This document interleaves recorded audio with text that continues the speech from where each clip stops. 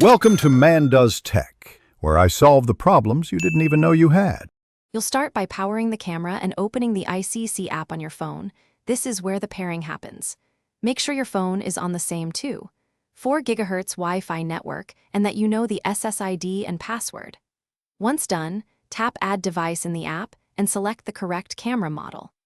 The camera should be in pairing mode, usually a blinking LED, so press any reset or WPS button as required by your model to trigger pairing. Next, choose the setup method the app shows: QR code, AP mode, or Smart Config. QR code will display on your phone for the camera to scan. AP mode makes the camera broadcast its own network so you temporarily join it. Enter your Wi-Fi password exactly, paying attention to capitalization and special characters, because a single error breaks the link. Then wait. Listen for a voice prompt or a steady LED. That confirms the camera received the credentials and is trying to join your router. Finalize by naming the camera and assigning it to a room in the Icsee app, then tap Finish.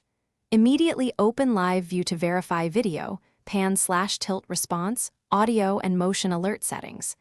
Make sure firmware updates complete before leaving settings.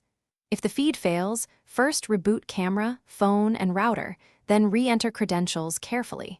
If that doesn't work, switch setup method to AP mode or perform a hardware reset on the camera, and repeat the pairing process to clear. Thanks for watching. If you found this helpful, don't forget to like and subscribe.